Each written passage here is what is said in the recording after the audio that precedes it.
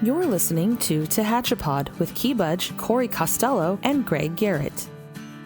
Welcome to another episode of Tehachapi. Key Budge, Corey Costello, Greg Garrett, and joining us via Zoom is our superintendent from Tehachapi Unified School District, Stacy Larson Everson. Welcome back, Stacy. This is the second time you've been here on the show. Last time we talked to you was April 21st. Yes, April 21st. It seems like just the blink of an eye ago, but thank you for having me back. It's a pleasure to get to talk to you. You know, in our history of Tehachapi, your appearance is our number one downloaded show. People care. Wow, I didn't know that. People care about education, what's going on with their kids, and what's going on with school. So it just shows how important it is. But it is our number one downloaded all-time show. As it should be, right? We need to care about the future of our great nation. And what a 4-month span since April to now. A little bit's happened between then and now, Stacy. I think the last time we talked to you, we just got into a lot of the COVID shutdowns, and you were trying to make education sort of work and continue the school year. And then you, in your staff and your district, you probably spent what is normally a summer break getting ready for what the 2020 school year was going to look like. So what was that like? This was probably more different than any summer you've ever had. Definitely. I think it was a different summer than we anticipated, and definitely a different summer than we've ever had before. I will say, I think most of us in the community, and definitely in education, when we closed back in March, did not foresee that this would be the outcome, that we would stay closed all the way through the end of the year and then into the start of the new school year. But there's quite a bit of differences. I think our team has dealt with all of the challenges very well. We're so fortunate to have so many dedicated people here that really want to do the very best we can for the kids of Tehachapi. I'm really proud to be part of this team because everybody's oars are in the water and they are all rowing in the same direction. And I think we've had a very good start to the year, especially given the circumstances. But there are a number of differences between now and the springtime of just the way that the state guidance was put out and what we were able to do at that time and what we're able to do at this time. And I think families will really see a change in what virtual learning looks like at this time versus distance learning from last spring. Seems like it could be just a giant experiment, and I'm sure that it'll all go well. I remember when we first met, Stacy, PSPS, and then we rolled into COVID, and now we're trying to figure out what's going on. And then just, a couple days ago, the state of California is running out of electricity. There's no power, right? Brownouts. I don't know. It's a good thing kids are not in seats at school because there may not be any power. They're at home, but there may not be any power at home. So, there's so many things that are going on in our world. It's just hard to keep up. It is. It's very hard to keep up. But the one thing that no matter what happens with the changing of the tides in all of this, we are here with a purpose. And that purpose is to provide an education to the students of our community. And that is an all-encompassing statement. Really, education is not just academics and ensuring that our kids are making academic progress, but it's supporting their social and emotional needs. Many of our kids get their meals through school. There are a lot of services that are delivered through the school district, and that is the reason that we are here. And we're committed to that purpose. And so whether we're in person or virtual, we are seeking to achieve the same goal, which is to support our students in their social emotional well-being and development, as well as their academic development, and helping them to also meet their basic needs. I'm so happy to hear that, all of your administrators, your maintenance staff, your teachers, your entire team is going in the same direction. And we know that. We knew that before. But it's assuring to hear you say that, because I think a lot of parents and students, as you say, people are anxious these days, and change is sometimes very scary. And we're in a mode of change like no other time in modern history anyway. I agree with you. And I think, that's also been part of, in working with our team, we have to build understanding. And not only among our team, but in working with parents and supporting students, that just as we're facing changes and having to learn a lot of new information and apply new strategies. Our families are having to do the same. And we have to insert a lot of care and compassion into all that we're doing. So many of our families have challenges every day where before kids were in school, parents were able to go to work, know that their children were safe, they were learning, they had meals provided. And that's a dramatic change now to the circumstance for many of our families. And not all families have the support of extended families or neighbors that can help them. And we just know that there's a lot of challenges for many of our students and their parents or guardians, and we want them to know that we're here to help, and we'll help however we can. We do have limitations, such as we can't have the children back in school based on the monitoring status of our county. But short of that, we are here to support them with meals, with resources and materials, and the very best virtual learning model that we can put forward. With the meals, how is that working for the families? Do they stop by the schools? They have designated times? What's that set up like? Now that I'm a grandparent, I'm kind of out of the active school loop, but it's still one of those things that when you talk about it, I think back, I go, there are a lot of kids that get their meals from the schools. There are. And, I have to just give kudos to our food services team and to our transportation team. We applied for and received a waiver after the closure, and that waiver extended through the summer. So we were able to add in a lot of different locations aside from our school sites to be able to provide meals to students. And we did that all through the summer up until the start of school. Unfortunately, the program that provided that waiver ended as we started this new school year. So we have some restrictions that we're not able to look past at this time. So we're experiencing currently a reduced amount of service of meals. And we're hoping that since the school year just got started, that as we get the word out and families get accustomed to the new routine, that they will start accessing our meal program. But the meals are served at all 5 school sites from 6:45 a.m. to 8:45 a.m. And in that distribution of meals, they can receive breakfast for that day and lunch for that day. And we combine those 2 meals together in an early distribution in an effort to avoid students having to leave home and go to the school site in the middle of the day and perhaps disrupt their online learning time. So, and we know that parents may be going to work or maybe working from home, and we're trying to provide a time frame that begins early enough that families or guardians could get to the school, collect their meals, and bring them back home for kids before they start with their work day. So we just started this model on the 13th or the 12th rather.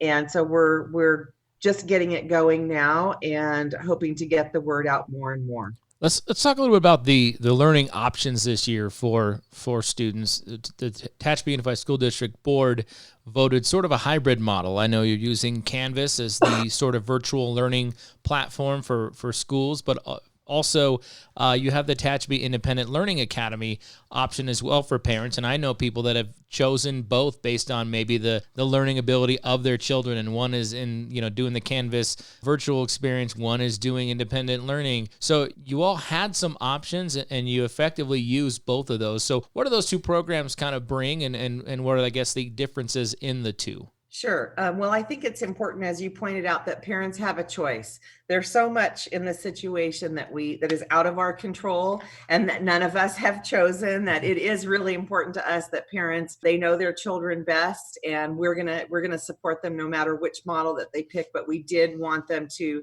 be able to have a voice in selecting the pathway for their students during the on-campus closure. So at the time when we started discussing this with our governing board, we were not yet in the monitoring status with the state. And at that time, there was a lot of discussion around a blended model that would bring students on campus, at least on a part-time basis. And that was a lot of the conversation, not just here in Tehachapi, but with districts throughout our county. And then, of course, as you know, the cases started to rise, and we are on that monitoring list, needless to say. So let's talk for a minute just about the difference between the virtual learning model and the independent study program, which is our TILA program. So the virtual learning model is working with our regular classroom teachers that are assigned at your child's school site. So if your child attends Golden Hills or Cummins Valley or Jacobson Middle School or Tehachapi High School,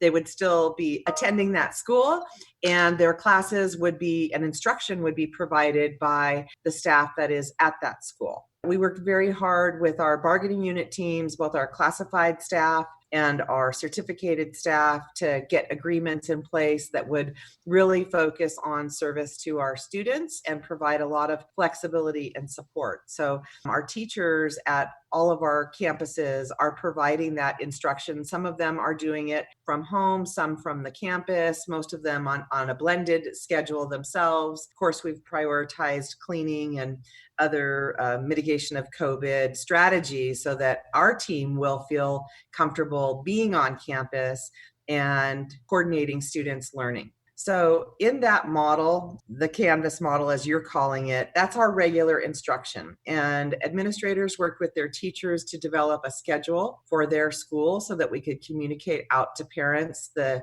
exact times that live instruction would be presented during the school day. We have 80-minute blocks for secondary, 4 days a week. And Wednesdays is a shortened period day where they get all 6 periods. But for those 80-minute blocks on Monday, our junior high and high school students are getting periods 1, 2, and 3. And then on Tuesdays and Fridays, they're getting periods 4, 5, and 6.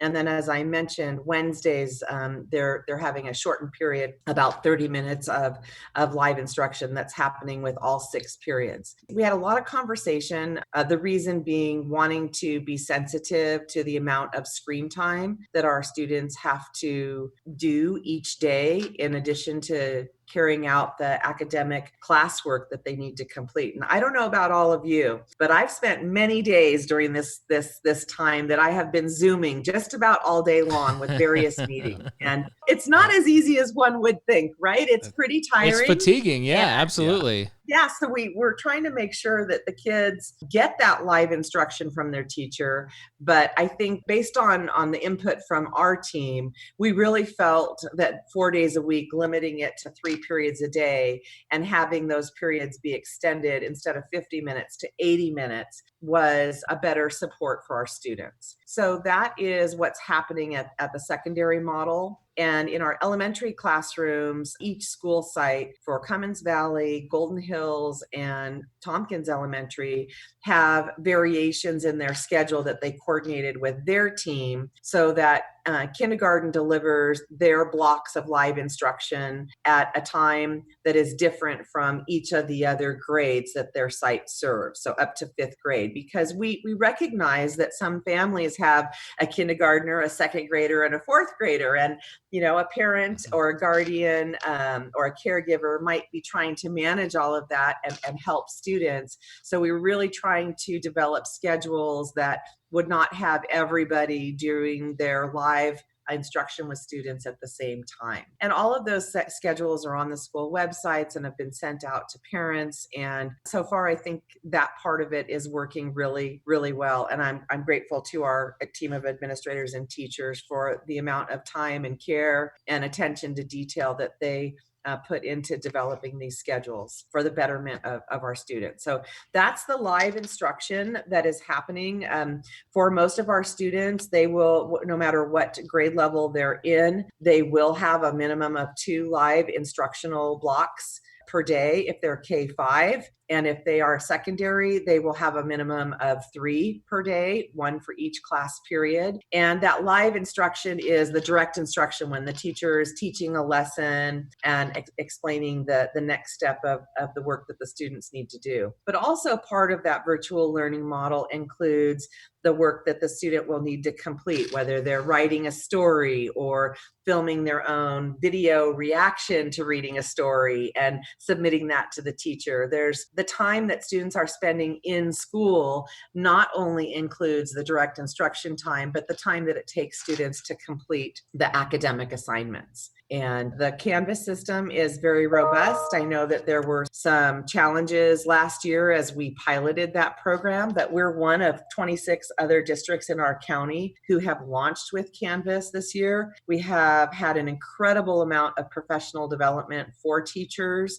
before the start of the school year and continuing since school has begun. We've had teams of teachers developing curriculum and lessons, and really the big hurdle that we got over is getting everybody comfortable with how to log into, record, how to help their students know how to log in and how to respond to questions and interact with each other as students in the Canvas setting. And this is all new for teachers and it's new for students. So that's the biggest challenge. But I'm really happy to say that every teacher that I have talked to this week and last week has felt very celebratory. They feel great being back with the kids. Kids are kids. They are happy. They feel like in a lot of ways they are back in their classrooms, interacting with the students, that the students are responding and interacting with one another. And they're very happy to see that happening. And I'm happy to hear about it as well. So that is basically what is happening with our Canvas instruction. And I can, if you have any, let me stop there and see if you have questions, Corey, because I think you were the one who asked that. Yeah, no, I think, and you kind of hit the nail on the head with, obviously this was a development process and you used a little bit last spring, but you used the summer to kind of fine tune it.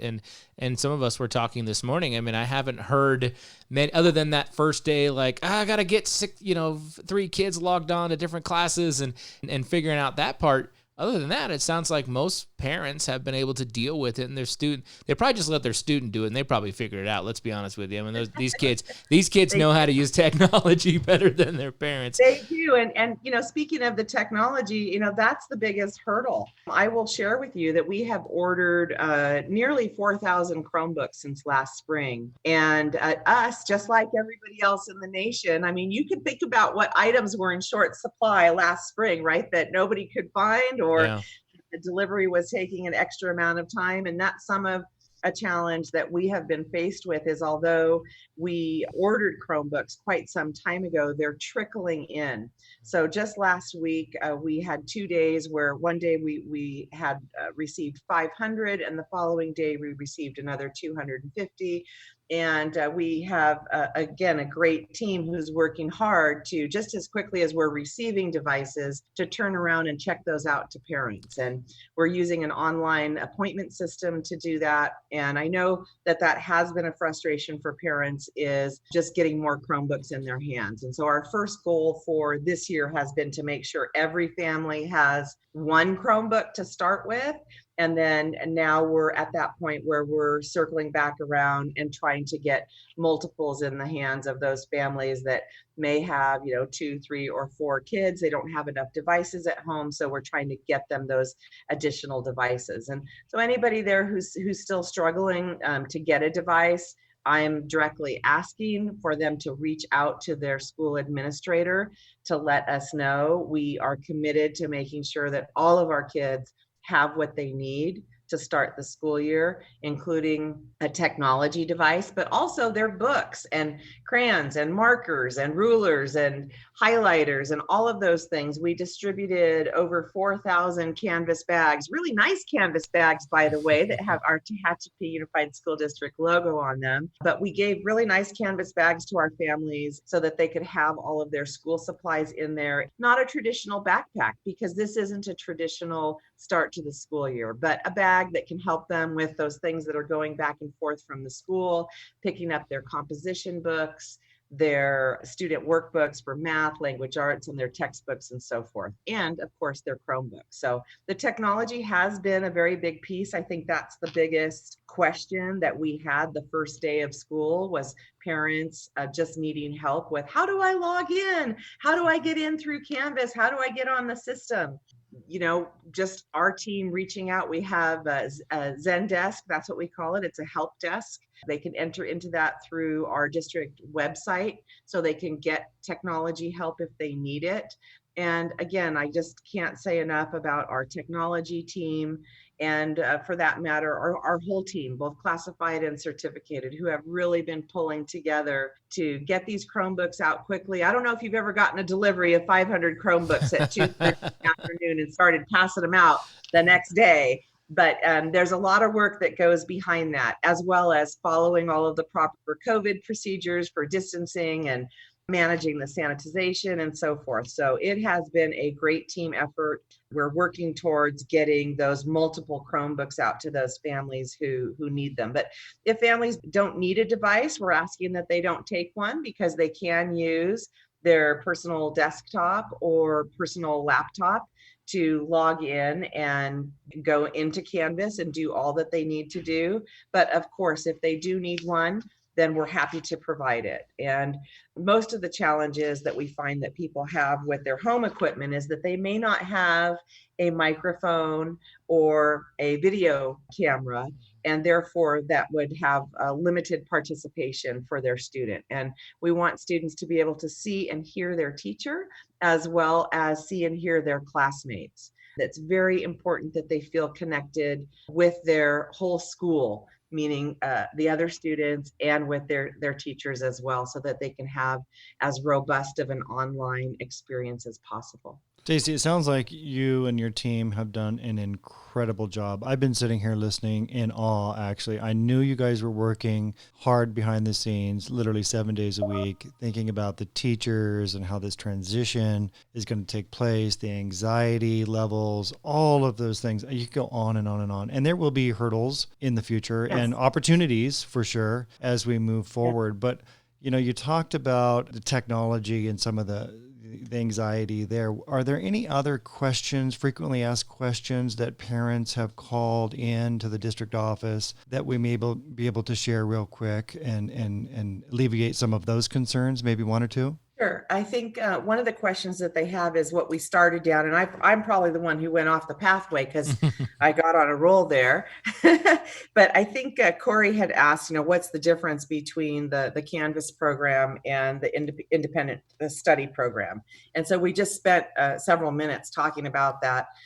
Canvas program, which is for us, Canvas is just the platform that we use. It's not really a program, it's just a platform. Mm-hmm. But that is the delivery model that we're providing our daily live instruction, assignments, managing teachers connecting with students through Zoom. We're able to post messages and so forth. So that's really what's replacing, instead of kids going into a live classroom with their teacher, they're having that quote unquote Canvas, that virtual learning experience. The other opportunity that we provided parents a choice of is our independent study with TILA. And that is very, very different. Just as in a regular school year, that opportunity to attend TILA and participate in a home education program has been in place. And home education is very different because although the oversight is provided by a teacher, the instruction day in and day out is provided by parents for students who are in the kindergarten through grade 5 level. So parents would be teaching their students math or science, language arts, and giving their students the assignments and then correcting those assignments. And then on a weekly basis, they would be submitting that classwork in to a supervising or managing teacher through the TILA program, who would then provide them feedback and support as needed but the parent is the one who is providing the instruction. Now, for students who are secondary students in the TILA program, we use an online format that is called Play-Doh, and Play-Doh provides the instruction, the assignments, and it's pretty much an all-inclusive program. There still is a teacher, a TUSD teacher behind the scenes that is monitoring the students' participation, but the instruction is not provided by our staff. It is coordinated by our staff, and it is a very different online learning environment. So those are the main differences. In an independent study model, parents 100% control the schedule in working with their students. If you have a secondary student who is very independent and who is able to monitor their own daily schedule to put in the time to stay on top of courses and keep them going, that might be a good fit. And if you're a parent who has a joy for teaching, you might enjoy being a TILA teacher for your own child. I think it really depends on the family, and our team is here to support parents no matter what model they select. For those families that do take the TILA route and join independent study, we do provide all of the textbooks that the family needs, including the teacher's edition for parents and so forth, so that they can be that effective teacher. But we'll provide them with the support that they need, but the teaching would actually be provided by parents as opposed to the classroom teacher. So those are our two different models. And again, our goal is to be here to provide the students with the resources and materials that they need to respond to parents' concerns. If someone has a question or a worry, I want them to reach out to me, email me, call our office. We want to get you the answers that you need in order to feel that your children are being supported. And then, of course, we want the kids to be successful. We want to provide the services that they need to continue learning. One of my neighbors is one of your teachers, and she was so excited about everything getting back, even to whatever level we're at. And she goes, I wish we were in person, but I'm gonna make do with what we have. And she was saying she's gonna be in the classroom teaching from there. And that was something that she thought was important for her and her aspect. What has it been like for staff for you? Well, I think, again, there's nothing more important for us than staff and student health and safety. And that's been number one from day one. Even though our students are not here at this time, there's a lot of preparations happening behind the scenes so that we are ready when we are able to bring students back. If you go to any of our campuses, you will see that all of our reception areas have plexiglass up. We don't have waiting furniture in any of our reception areas any longer. We ask people if they need to wait, that they wait outside, and we serve one person at a time to promote safety. We have a lot of signage up, and we're doing hourly cleaning of high contact surface areas, so doorknobs, countertops, etc., because we want our staff to feel comfortable. Many of our teachers are teaching from the classroom 4 days a week. Some are there 2 days a week. We've provided a lot of flexibility. Quite frankly, what's most important is not where someone is doing the teaching from, but that the teaching is happening and that it's happening effectively. And our staff is accountable for providing the live instruction and feedback and support and office hours to our student. And I think that they are doing a great job of that. Just like any other percentage of our population, we have a lot of unique needs spread out among our staff, where some have health concerns or live with others that have health concerns. And so we want each person to feel safe and supported as they carry out their duties. Now, having said that, not every job is a job that can be done virtually. Some jobs you can't be a bus mechanic or trim the grass from home. Some things just need to happen in person, but it is first and foremost to us to make sure that those who are on the job in person performing their duties feel protected and supported, that they're provided with the appropriate PPE, distancing practices, and cleaning routines here that help them to feel safe. And I know I'm one of those people. I have an office at home, but I also have other people in my house and dogs at home and I find it more effective for myself to be here in the office each day. And to each his own, right? We do have a lot of resources in our classrooms for teachers, including the internet connection and all of their teaching materials. But again, I can't stress enough that our goal here is to make sure each person feels capacitated to be able to make those decisions about how they will deliver the instruction themselves, and that when they have a need that we respond to it. And Stacy, how would you respond to the comment that, if some parents, both parents, one parent work long hours, in the past you would send your child to school, or maybe the parent just can't keep up themselves, right? AKA me, right? And so as the child is getting this, web-based instruction, and they start to fall behind, what are the resources that can be utilized to help that child continue to stay with the pack, if you will, not fall behind? Sure. And I hear you, because we have many, many parents and families in our community where both parents are first responders or essential workers, or we have single parent households or multi-generational families. So it is not a one size fits all. And we are providing the live instruction, and our families know at what time that instruction is happening. And we want to support them as best we can so that children get to participate in that whenever possible. I certainly don't want to diminish the importance of having that live interaction with the teacher as well as with their classmates. Having said that, our teachers are also providing a lot of lesson material and instruction within the Canvas platform that is there asynchronously. So we talk about this synchronous, everything that's happening at the same time, and asynchronous, happening at different times. And we know that there are those days and times that families cannot be with us at 9 o'clock or at whatever time the class is launching. And we want them to be able to go into Canvas when they can, and be able to still understand what the lesson is, what the work is that the child needs to complete, and to be able to stay afloat.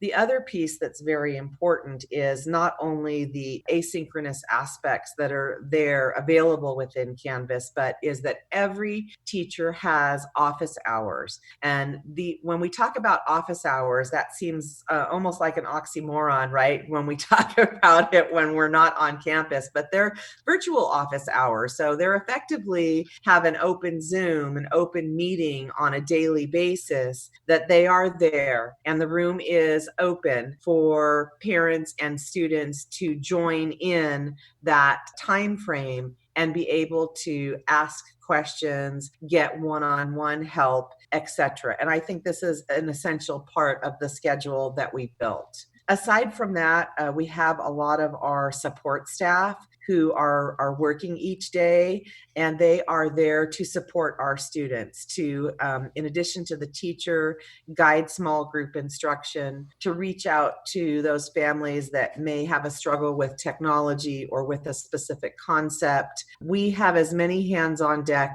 as we can provide. And that was a very important part of arriving to where we are right now, is working with our employee groups. And, that's not something that we tend to talk about a lot, is how we get to the negotiation table and work with our bargaining unit teams. And again, I have to brag about TUSD, because we have great teams who were anxious to get to the table. They stayed student focused and were really key in developing the model that we have right now that is student centered. And we have all hands on deck providing a lot of flexibility and support to our families. So I'm really proud of that. From the community standpoint, outside of patience, grace, and compassion, what can the community do to help support educational needs at this point? I think the best thing that we can do for anybody is, if we know of a family that's struggling, is we can encourage them to contact their school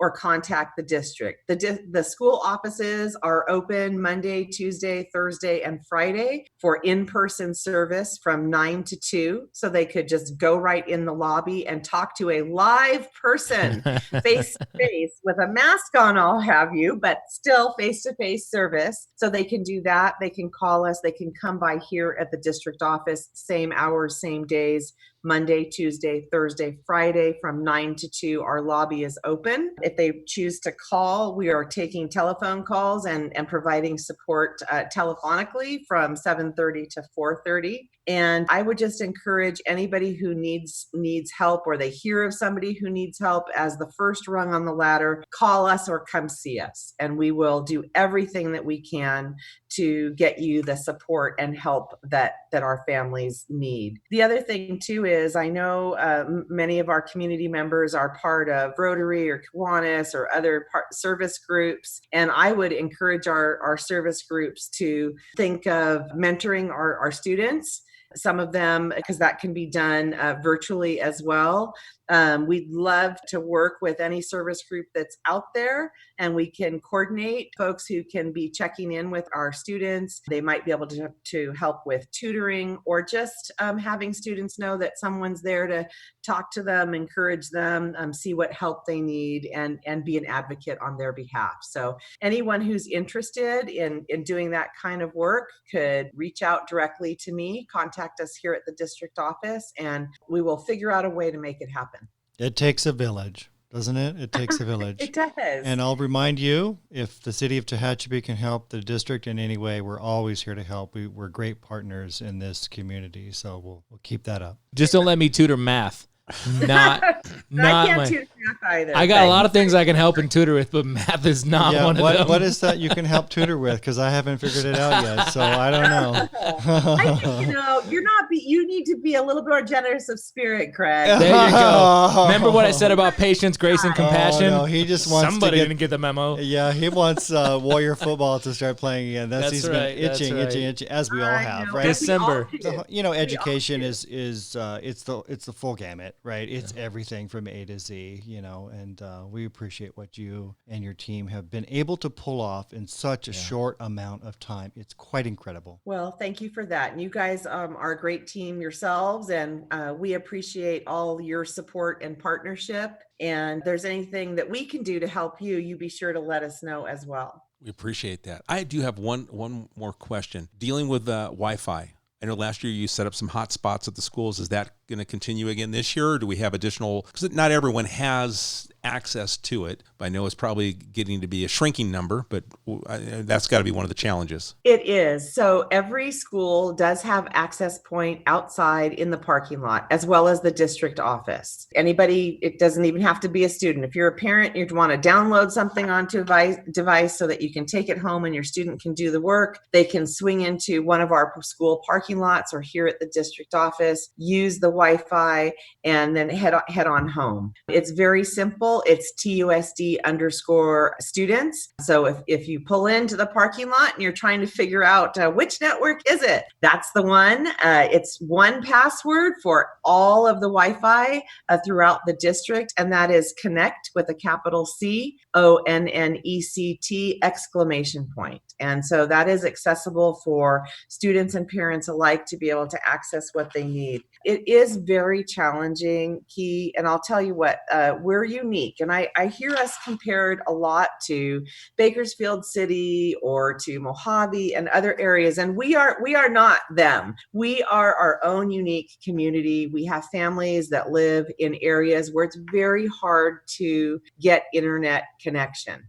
And some of the districts that we'll just say are not here, they are providing MiFi or other devices to some of their students. And we had a lot of conversation here. We did purchase some MiFis and we tested them out over the summer in meal distribution, and in some general areas they were working, and we were providing that as another support where kids could come down to get their meals and then hop on and be able to download. But overall, we don't feel that's a good solution for us, because so many of our families that may be in Hart Flat or Sand Canyon or up Comanche and Stallion, that is not going to solve the problem. Yeah, it's still cellular. It's still cellular. You got to have a good cell signal to make that stuff work. It's hard to do. Yeah, exactly. So we have invested a lot here in not only the access points that are outside that we know are working and the families can come onto the campus, so they can go on to Cummins Valley School, Tompkins, Golden Hills, Tehachapi High, all of them. We have those access points in place. And then we're doing a lot right now behind the scenes to increase the capacity of the Wi-Fi at each of our school campuses, because we're optimistic and we believe our students are going to be coming back on campus. We don't want to lose the momentum that we have with the integration of technology. So we're also trying to,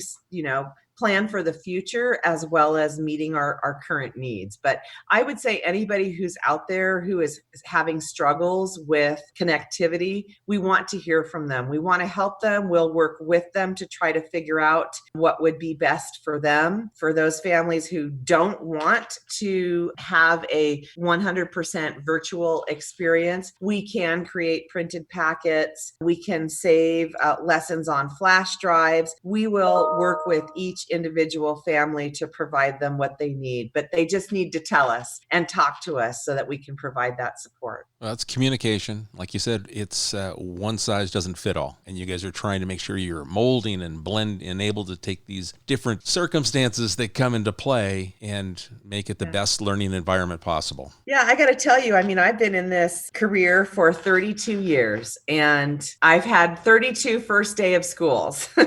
And this was the most unique first day I've ever had. And I'm an adult and I would like to think I have, some skill. And it was hard.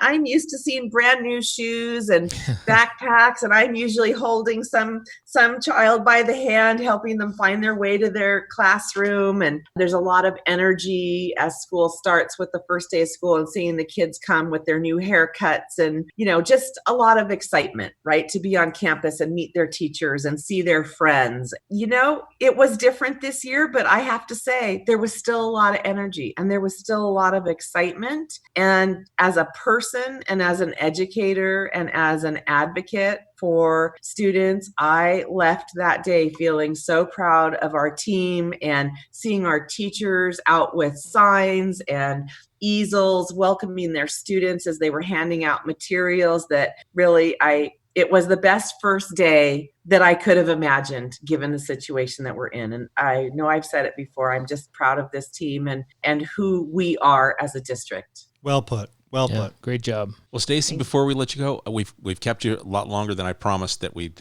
have you on, and I know you're swamped. Is there anything that we didn't cover that you want to share, or do we want to send everyone to the website tehachapiusd.com if they've got questions? What works for you? Yeah, I think that's the best place to start. But again, I don't want to scare anybody off from face-to-face communication. We are here. If you don't have a mask, we'll give you one. If you need to come in and talk to us, we've got our reception area at all sites and at the district office staffed, and we would welcome anybody to come in and hear what they need from us. And if they don't choose to do that, they can call us, email. I respond to parents too.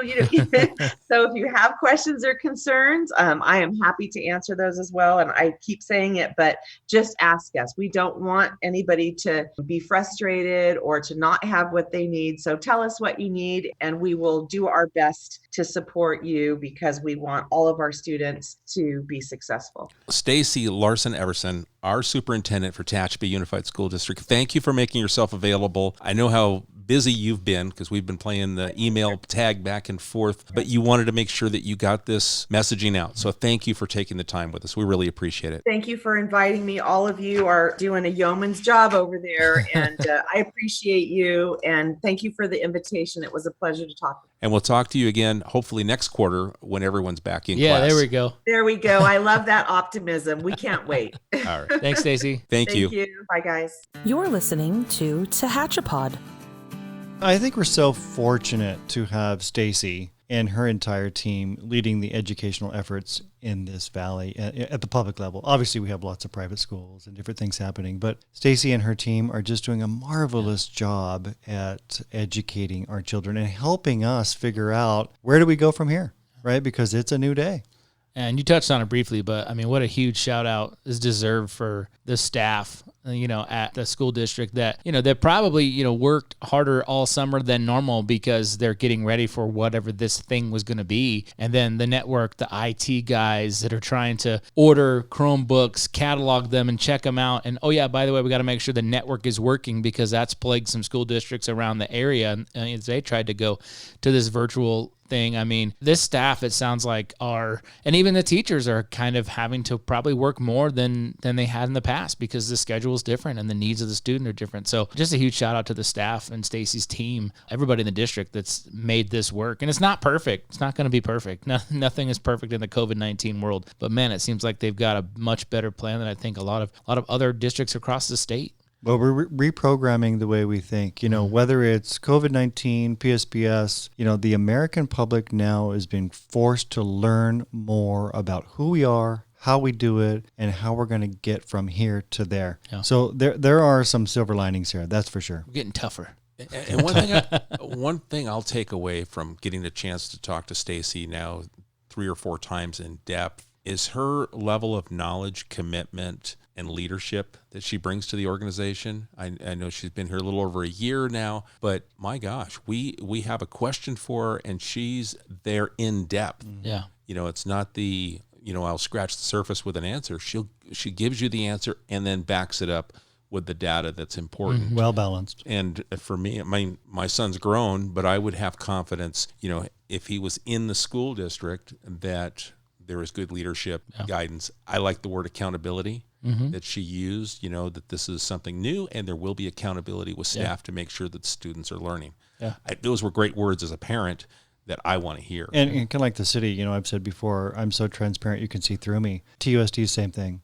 You need to be able to see through the taxpayer-funded organization so that you can be part of the success. You can't just pay your taxes and think it's going to happen, right? It doesn't work that way. You have to be part of the success when it comes to things like our city council meetings, right? You need to be engaged in public government. Monday night we had a meeting, several items on it. Was the largest agenda we've had in some time. But one thing of note is the city council approved West Park sidewalk project. So along West Park where the baseball fields are, we're going to be putting in sidewalks. And we don't just put in sidewalks and plant trees. That's not what we do, right? There's so much more to what the city of Tehachapi does. But this project is important because of the public safety aspect, right? When you park your car, you're going to watch somebody play baseball, go to the park. You want it to be safe, right? And not only look good, but to be safe. So lots of items on the agenda. And as always, we want to remind you, please call, email, come by. We're open still. Our doors are not open, but we will let you in if you want to talk to somebody about something, wearing a mask, of course. But we're transparent and we're working for you. We'd love to hear your thoughts and ideas regarding our podcast and reach out, media@TehachapiCityHall.com. We'd be happy to hear from you. And if you've got a thought or idea, we'll definitely see if we can pursue that in a future show. Yeah, and there's, we've got all these ideas swimming around our heads in future shows, and, these things pop up, and I'm excited about what we have, coming up. I mean, Stacy touched on a little bit with civic organizations and that kind of stuff, and we'll do more on that. And charities, we touched a little bit with the Cancer Foundation, but there's more to that story to be told. And, we've got our own Miss California United States that we'll be talking to as well, coming up on a future episode. And she's got some great things she wants to do within the community. Yeah. So that's going to be an interesting podcast. And then Corey, we talked about local authors and people that are doing things during this odd time, but are very creative. Yeah. And we've got some local authors that we want to bring on the show. It's been highlighted in the newspaper recently too. I mean, the amount of artwork that's been done locally, music that's been created locally during the pandemic and that kind of stuff, and then writers. I mean, people have been writing, and Gary Perlin, a local Tehachapi product, moved away for a while and moved back, finished his book that was released last week, and it's available on Amazon, and we have so many authors, and so I'm actually trying to get through. I'm gonna finish Gary's book, and then we're gonna talk to him about it, because I always, when I interview an author, I always like to actually read the book. I mean, you'll hear hosts of radio shows, nationally syndicated and all that, just kind of mail it in, and it's always a much better interview. 5 questions. Yeah. You read the book, or you do books on tape? I read the entire Your commute thing. is short, so it's a lot of commuting back and forth. It would take me about a year to read a book on tape. No, and I do actually download the digital version on my Kindle, because I don't physical books just take up too much space anymore. Right. But I'm excited about that. And there's so many other authors out there too from Tehachapi that are writing out of our community. So we'll get more of those on as well. Well, folks, if you've got anything that you'd like to share with us, media@tehachapicityhall.com. Tell your friends to subscribe. Our audience is growing. We're excited about that. Make sure you follow us, and we'll keep you up to date and give you as much information as we can in a different way. Absolutely. Thanks for joining us.